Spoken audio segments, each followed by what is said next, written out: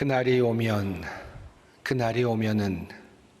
삼각산이 일어나 더덩실 춤이라도 추고 한강물이 뒤집어 용솟음칠 그날이 이 목숨이 끊지기 전에 와주기만 하량이면 나는 밤하늘에 나르는 까마귀와 같이 종로의 인경을 머리로 들이받아 울리오리다.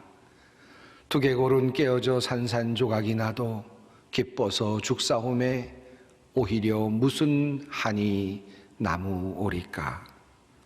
시인 심훈이 1930년에 발표한 시 그날이 오면의 일부입니다. 삼각산이 일어나 더덩실 춤이라도 추고 한강물이 뒤집혀 용솟음칠 그날, 드는 칼로 자신의 몸 가죽이라도 벗겨서 커다란 북 만들어서 들쳐매고는 사람들 행렬에 앞장서고 싶다는 바로 그날, 그가 그렇게도 기다리던 그날은 바로 조선 독립과 해방의 날이었습니다. 사실 심훈은 1936년에 그만 요절하게 되므로 생애 속에서 그날을 보지는 못했습니다. 하지만 그는 이미 이 해방의 날을 1930년 그가 쓴 그 시 안에서 이미 충분히 경험하고 있습니다. 비슷한 감동의 노래가 오늘 본문 속에 소개되고 있습니다. 여호와께서 시온의 포로를 돌려보내실 때에 우리는 꿈꾸는 것 같았도다. 그때 우리 입에는 웃음이 가득하고 우리 혀에는 찬양이 찼었도다.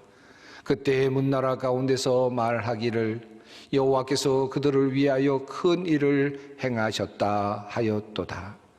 여호와께서 우리를 위하여 큰 일을 행하셨으니 우리는 기쁘도다. 오늘 본문 말씀인 시편 말씀은 성전으로 올라가며 부르는 노래입니다.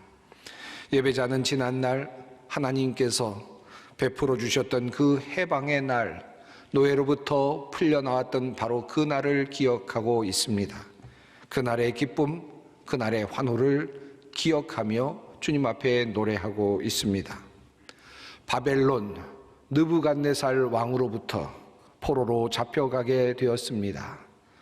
유다의 사람들은 그 이후 70여 년 동안 바벨론의 포로로 함께 살아갈 수밖에 없었습니다. 이방 나라 땅에서 그들은 땅을 차지하지 못한 채로 종의 신분으로 그렇게 살아야만 했습니다. 멸시와 천대를 받으며 절망적인 상황 속에서 살아가던 중에, 작은 민족으로 전락하여 그렇게 희망 없이 살아가던 중에 그들에게 갑자기 놀라운 일이 일어났습니다. 전혀 기대하지 못했던 일이 일어났습니다. 바벨론을 이어 그들을 다스리던 파사, 페르시아의 왕 고레스가 포로들을 각자의 고향으로 돌아가도록 하는 칙령을 발표하였던 것입니다. 하루아침에 그들의 상황이 변했습니다. 종의 신분에서 자유인의 신분이 되었습니다. 땅이 없던 민족이 이제 돌아가 땅을 차지할 수 있는 신분이 되었습니다. 이 놀라운 때, 이 놀라운 사건이 일어났던 그때를 오늘 예배자는 기억하고 있습니다. 그리고 그날의 기쁨과 감동을 하나님께 오늘도 노래하고 있습니다. 흥미롭게도 조선 독립과 해방도 이스라엘이 경험했던 것과 같은 방식으로 우리에게 주어졌습니다. 성경의 말씀을 믿고 의지하며 기도하던 일제치하의 모든 사람들에게, 그리고 기독교인들에게 해방은 전적으로 하나님의 선물이었습니다. 그것은 전적으로 기도의 응답이었습니다. 우리의 어떤 노력이나 우리의 어떤 공로가 전혀 들어가지 않은 하나님의 전적인 선물이었습니다. 우리는 그렇게 해방을 하나님으로부터, 역사로부터 선물을 받았습니다. 미국이 원자폭탄을 일본 본토에 투하한 이후에 미, 영, 중소의 일본이 항복하게 되면서 우리에게 해방이 저절로 주어졌던 것입니다. 오늘은 3.1절을 기억하며 함께 예배하는 날입니다. 먼저 해방에 대해서 이야기를 조금 더 많이 하게 되었습니다. 3.1절을 기억하면서 오늘은 조금은 어색한 질문을 여러분께 드려보고자 합니다. 3.1 운동은 과연 대한민국의 해방에 실질적으로 관여했는가라고 하는 질문입니다. 다시 이렇게 묻고 싶습니다. 3.1 운동을 우리가 하였기 때문에 우리에게 해방이 온 것일까요? 우리가 알고 있는 역사로 말한다면 3.1 운동과 해방은 직접적으로 연관이 없어 보입니다. 3.1 운동이 1919년에 일어났지만 이후 26년간 우리는 여전히 일제 지배 치하에 있어야만 했습니다. 만약 연합군의 참여가 없었다면, 그리고 일본의 패전이 없었다면 어쩌면 우리에게는 영원히 이 해방이란 단어가 없었을지도 모를 일입니다. 그렇다면 우리 많은 선조들이 일하고 또 노력했던 독립운동이 우리의 해방에 영향을 주었을까요? 우리가 상해 임시정부도 세우고 독립군도 양성하였습니다. 독립운동도 끈질기게 전개하였습니다. 그것이 사실이기는 합니다만 그러한 일들이 이 나라의 독립과 해방을 주는 일에 직접적으로 연관되지는 못했습니다. 솔직히 말해서 해방은 강대국들의 싸움 속에서 우리에게 부산물처럼 주어졌습니다. 그렇다면 3.1 운동은 실패한 운동이겠습니까? 우리는 결코 3.1 운동을 그렇게 이해하지는 않습니다. 3.1 운동은 우리의 민족사에 큰 의미 있는 사건임에 틀림이 없습니다. 민족이 단합하여서 한 마음으로 민족의 자치와 주권을 세계 만방에 알린 놀라운 사건이기 때문입니다. 이렇듯 의미는 분명히 큽니다. 3.1 운동의 의미를 모르는 사람은 아무도 없습니다. 그러나 이 3.1 운동의 결과가 해방으로 이어졌다고, 그렇게 직접적으로 이어졌다고 말하기는 어려울 것 같습니다. 해방은 분명 하나님의 놀라운 선물이었습니다. 오늘 이 이야기를 여러분과 함께 나누려고 합니다. 직접적으로는 해방과 3.1 운동의 관계에 관한 것이지만 조금 넓게 생각하면 우리가 늘 우리 신앙생활에서 겪게 되는 그와 같은 질문이기도 합니다. 우리는 늘 하나님의 뜻이 이루어지고 있다고 믿습니다. 이것이 우리의 신앙이죠. 하나님께서 정해진 때에 정해진 방법으로 자신의 뜻을 이루어 가신다고 우리는 고백하며 우리의 신앙생활을 하고 있습니다. 이스라엘의 회복도 그러했습니다. 하나님께서 이미 예레미야를 통해 예언으로 말씀하여 주셨습니다. 그 예언대로 70년이 지나서 하나님께서는 하나님의 방식으로 이스라엘 민족을 회복시키시고 고향으로 돌아오게 하셨습니다. 인간적으로는 도저히 상상할 수 없는 방식으로 하나님께서는 이스라엘 민족을 귀환시키셨습니다. 자, 그렇다면 만약에 우리가 이와 같은 큰 역사의 흐름을 생각한다면 포로에서 돌아오도록 하실 그때까지 그저 우리는 하나님의 때만 기다리면 되는 것 아닌가? 그저 놀면서 기다리면서 하나님의 때가 오기만을 기다리는 것이 가장 좋은 방법이 아닐까 하는 생각도 들게 됩니다. 나라의 운명도 그렇습니다. 그저 하나님께서 결정하시면 우리가 포로로 잡혀갈 수도 있는 것이고, 또 하나님께서 허락하시면 포로에서 회복되어 나올 수도 있는 것이니 우리가 나라를 위하여 애쓰는 일이 무슨 소용이 있겠는가? 우리가 나라를 위하여 일하는 것이 무슨 의미가 있겠는가라는 그런 생각도 들 수 있을 것입니다. 오늘 본문 속에 나오는 노래를 보아도 그렇습니다. 예배자는 이렇게 노래하고 있습니다. 여호와께서 시온의 포로를 돌려보내실 때에 우리는 꿈꾸는 것 같았도다. 여호와께서 우리를 위하여 큰 일을 행하셨으니 우리는 기쁘도다. 주어가 여호와로 되어 있습니다.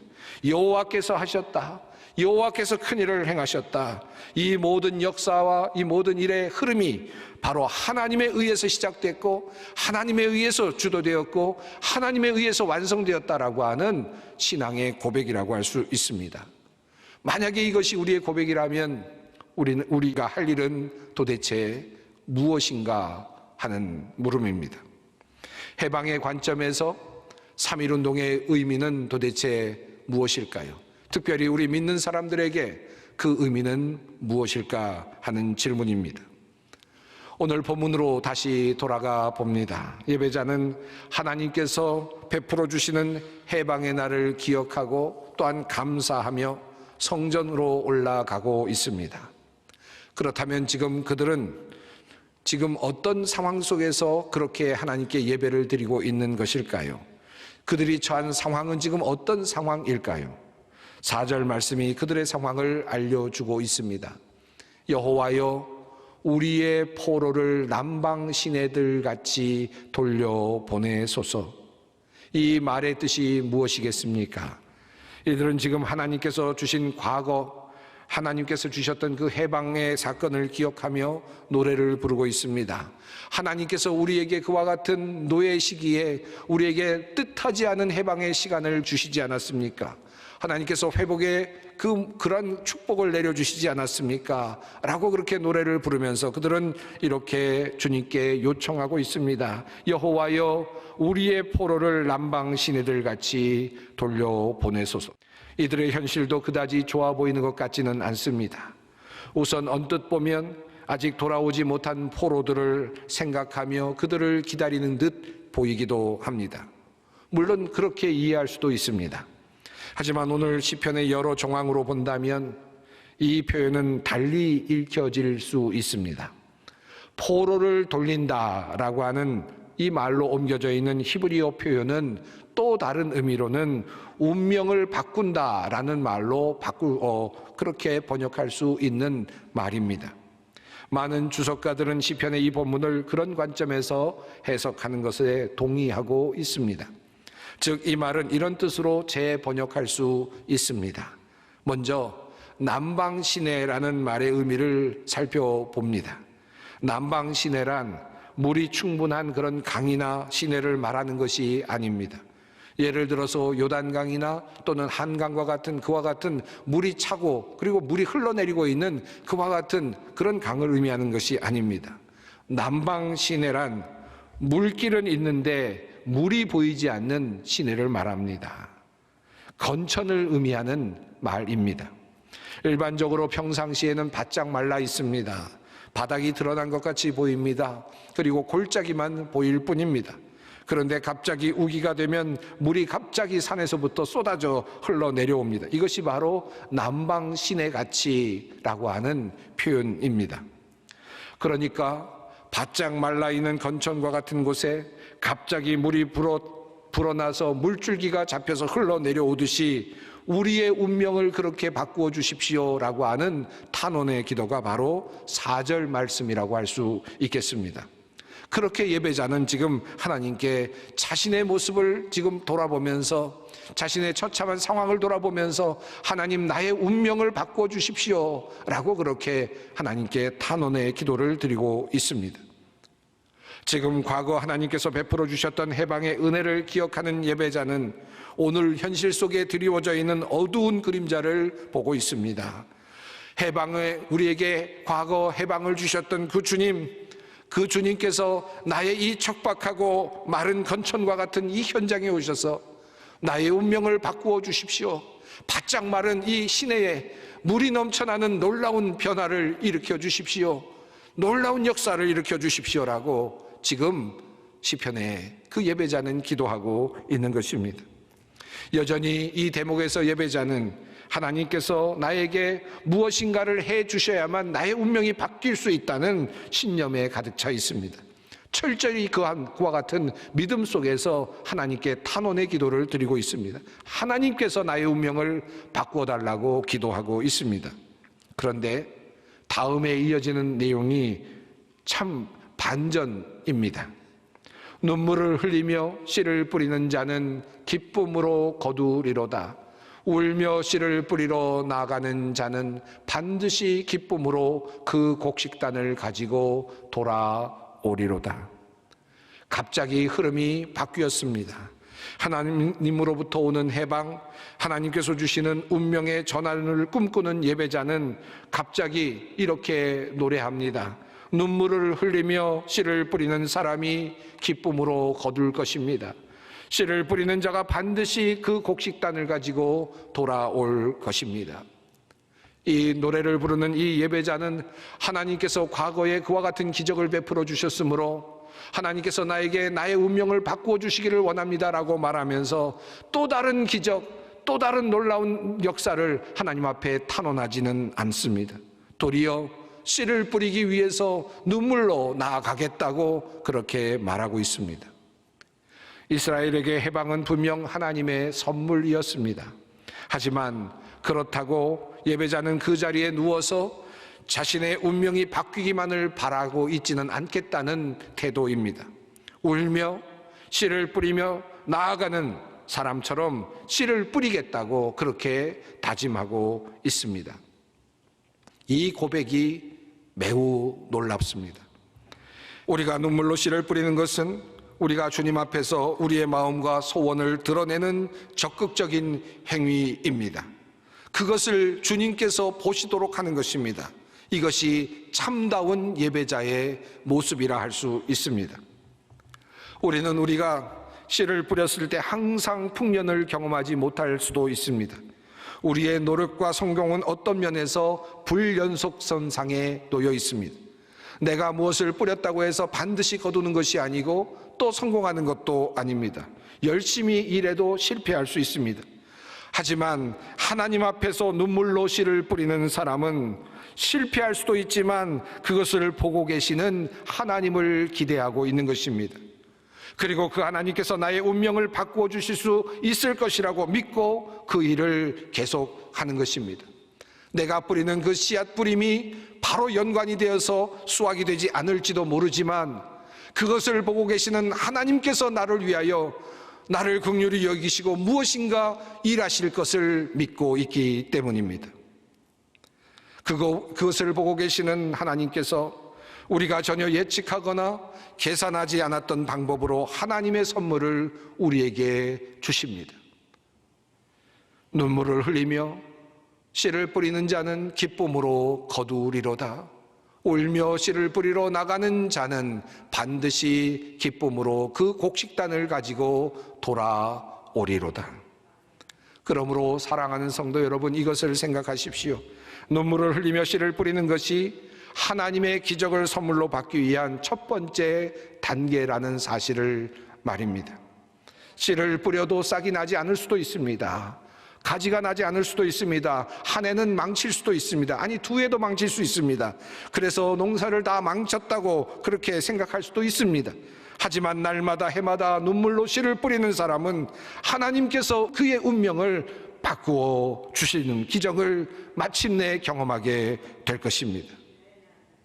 그들이 뿌린 씨앗을 넘어 놀라운 방법으로 하나님께서 복을 더해 주십니다. 그들의 운명을 바꾸어 주십니다. 이것이 오늘 시편이 우리에게 전하는 기대요 또한 메시지입니다.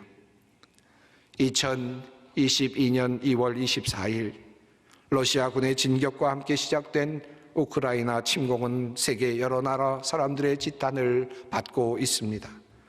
우크라이나의 여러 지역에서 전투가 이어지고 있고 수많은 사상자들이 나오고 있습니다. 비록 강력한 러시아군의 화력 앞에서 속수무책으로 당하고 있지만 그럼에도 불구하고 여전히 전장의 곳곳에서 용맹한 투사들의 움직임이 드러나고 있습니다. 눈물로 씨를 뿌리고 있는 군사들의 모습이 우리에게 전해지고 있습니다.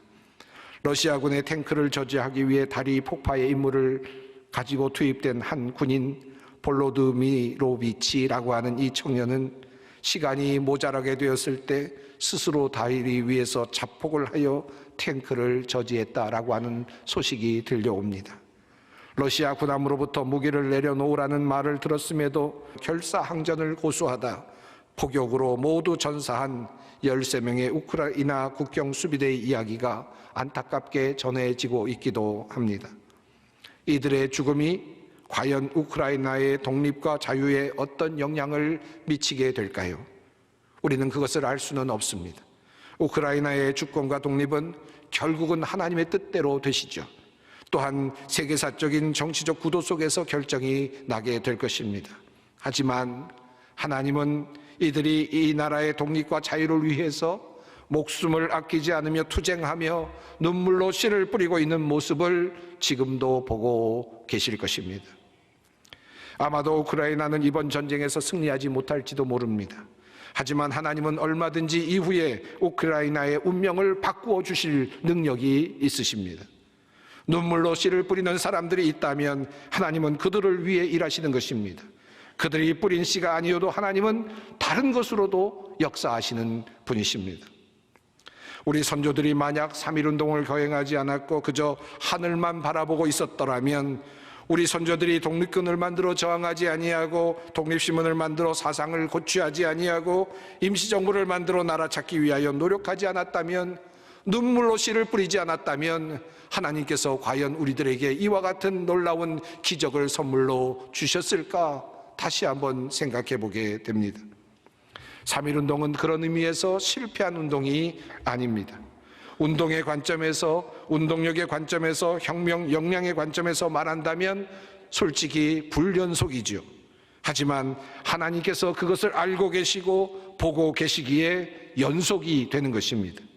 눈물을 흘리며 씨를 뿌리며 나아가는 사람은 하나님께서 결국 거두게 하실 것입니다. 하나님께서 그리 하실 것입니다. 이것이 우리의 믿음입니다. 그러므로 우리는 오늘도 나라를 위해, 민족을 위해 씨를 뿌려야 합니다. 대선도 얼마 남지 않았습니다. 우리는 우리가 보기에 가장 좋은 지도자를 선택해야 하고 눈물로 씨를 뿌려야 합니다. 그분이 되지 않을 수도 있겠고 또 내가 선택하지 않은 사람이 될 수도 있겠지요. 그러나 나라 사랑하는 마음, 민족을 위한 마음, 국민을 위한 마음으로 애국의 씨를 뿌리는 것입니다. 내가 뿌린 씨가 그대로 자라나지 않을지라도 하나님은 우리로 하여금 결국 하나님의 방식으로 풍성하게 거두게 하실 것입니다. 우리는 우크라이나의 사태를 보면서 약소 민족의 서름과 고통을 함께 보고 있습니다. 우리의 처지도 우크라이나와 사실은 다를 바가 별로 없습니다. 강대국들의 틈에 끼어서 큰 세력이 충돌하고 있는 그 경계에 우크라이나도 있을 뿐만 아니라 우리나라도 그 경계에 있기 때문입니다. 이 나라를 위하여 눈물로 씨를 뿌리는 사람들이 필요합니다. 오늘도 필요합니다. 우리가 열심히 씨를 뿌릴 때 하나님은 우리의 운명을 바꾸어 주시고 마른 천에 물이 흘러내려오는 기적을 선물로 허락해 주실 것입니다. 하나님과 함께 이 나라를 바르게 세우는 것, 하나님의 은혜를 이 나라, 이 민족이 누리도록 하는 것, 이것이 진정한 애국입니다. 우리 모두가 이러한 애국자가 되기를 바랍니다.